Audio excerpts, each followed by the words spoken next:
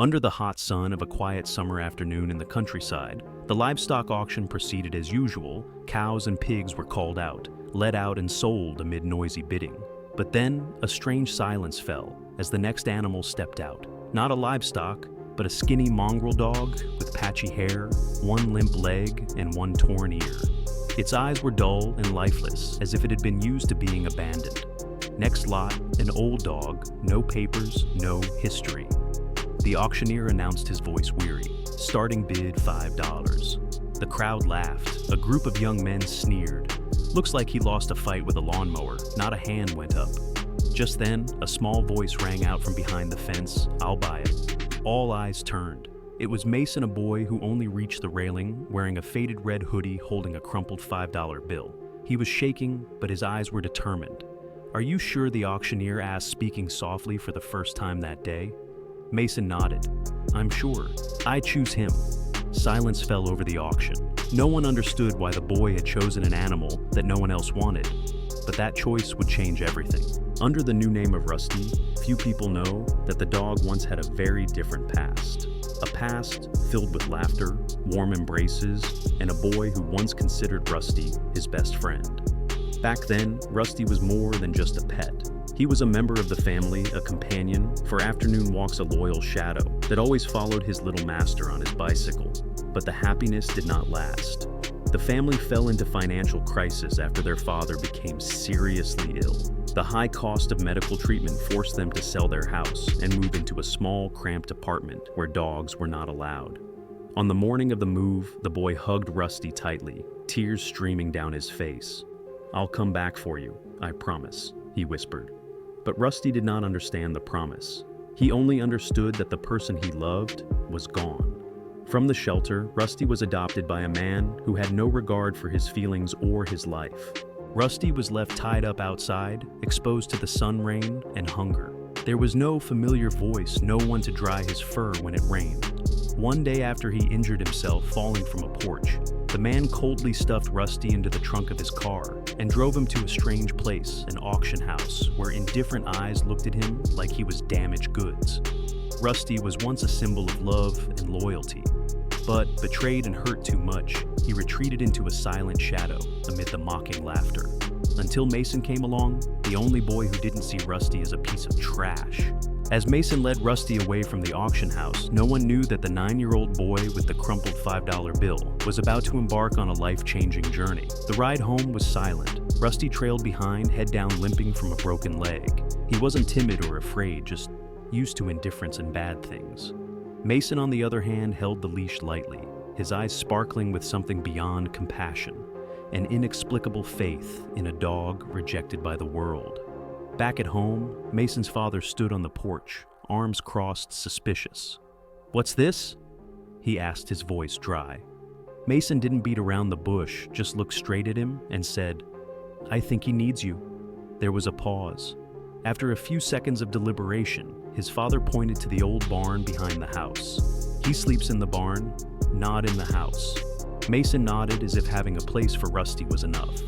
That night, Mason brought an old blanket, a bowl of water, and some cold rice to the barn. He didn't try to pet Rusty or get him to come closer, just sat there telling him quiet stories about school, his dead mother, and sad nights when no one was around. Rusty didn't respond, but his long-standing lopsided ears twitched at the sound of Mason's voice. Little did he know that he had just done the first thing Rusty hadn't done in a long time, made him feel heard. The next day, Mason came again.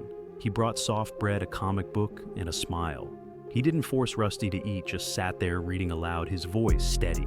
On the third day, when Mason pushed open the cage door, Rusty didn't back away. He still didn't move forward, but he didn't tremble. That night, for the first time, Rusty ate all the food Mason had left. Trust doesn't grow out of pity. It grows out of patience and sincerity. And within days, Rusty, once a quiet dog, began to silently follow Mason out the door. No one had taught him to do it. It was just that this time, his heart wanted to follow. On the 5th day after Rusty had begun to settle down on the porch while Mason read, he quietly opened his old briefcase and found a file that had come with the dog at the auction. Mason wanted to know Rusty's true history, how a once family dog had become such a despised creature. He flipped through the pages, the scribbles from the shelter making his hands tremble. Rusty had lived in a well-to-do suburban home, a birthday present for a boy named Nathan at age 7. For several years, Rusty had been Nathan's faithful playmate, his nightly watcher. Records showed that Rusty knew how to open the kennel door, put on slippers, and waited at the foot of the chair for dinner. But then, the notes began to change tone. Father lost his job heavily in debt house for sale, and finally moved to a rented apartment that doesn't allow dogs. Rusty was sent to a shelter, crying in despair for the child who once considered him family.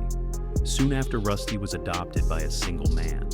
But instead of loving him, he locked Rusty on the porch without a roof or clean water. One day, hungry and trying to jump off the porch to find food, Rusty twisted his ankle. The man did not take Rusty to the doctor, but instead auctioned him off as a piece of junk. Mason closed the file, his throat tight. He turned to look at Rusty curled up at his feet, his eyes half awake. Everyone had seen a broken dog, but Mason knew he wasn't dangerous or wild. Rusty was a victim, betrayed, lost, and forgotten. "You're not broken," Mason whispered, placing his hand gently on Rusty's head. "You just haven't been loved long enough."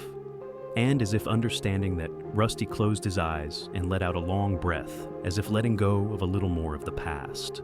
The truth didn't make Rusty any more terrifying. It just made his heart more determined that this time the dog would never be left behind again. A few weeks later, on a sunny spring afternoon, Mason decided to take Rusty out for the first time. He had a new leash ready, strong and soft, in place of the worn-out rope Rusty had been tied to. Rusty was still hesitant, his steps faltering, but his eyes were less tense. He no longer flinched at the sound of wind or distant cars. The two friends walked along the dirt road behind the house, then turned onto a path that led to the edge of the woods, a place Mason had often explored alone. Today, Rusty walked beside him, quiet but not shy. It was the quiet of a dog learning to trust. Mason told random stories pointing to flowering bushes and tree trunks carved with the marks of summers past. Then Mason saw a small old shack near the stream, a place he had never dared to enter because of its rotten wooden floors. He approached curious while Rusty stood in the doorway, growling a warning. "It's okay," Mason said, smiling reassuringly, and stepped inside.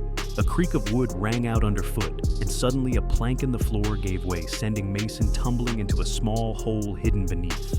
He screamed, his knee hitting a beam, unable to free himself.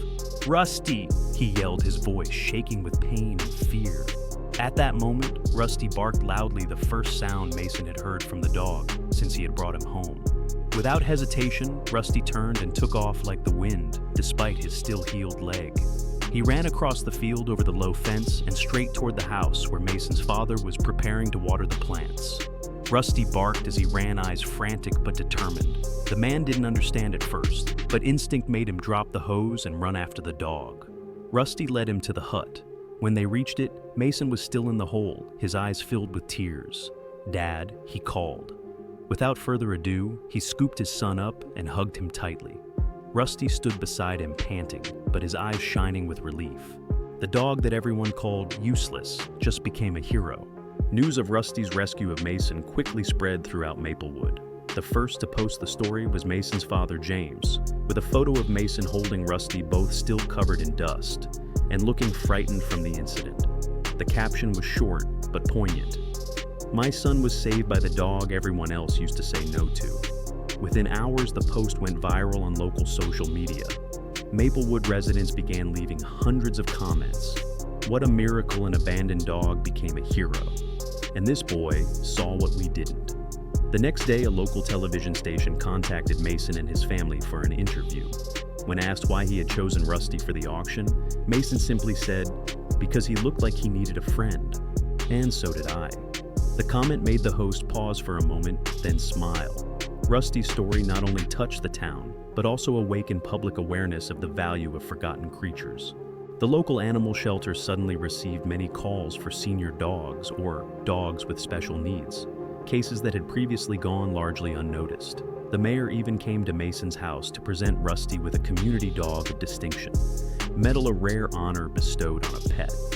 At a small ceremony in Central Park, Rusty sat quietly beside Mason, his gaze still calm, but no longer distant. He didn't know about the title or the cameras, but he knew one thing: he was chosen, he was loved, and for the first time in a long time. he was truly home.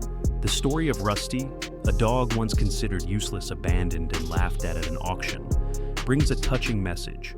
True value lies not in appearance or past, but in potential and loyalty silently waiting for the opportunity to be revealed. In life, many people, like Rusty, have been hurt, misunderstood, or marginalized simply because they do not fit conventional expectations. However, a simple act of trust from Mason, a boy with only $5 and a heart full of compassion, was enough to change the fate of a seemingly forgotten life. That is the power of patience and kindness. The lesson here is for all of us, especially those who feel not good enough or have been hurt. You don't have to be perfect to be loved. And for those who are looking at others through stereotypes, remember that sometimes the most precious things are hidden beneath the roughest exteriors. Choose to see with your heart, not just your eyes, because you may be missing out on your own, Rusty, an opportunity to love, to change, and to heal.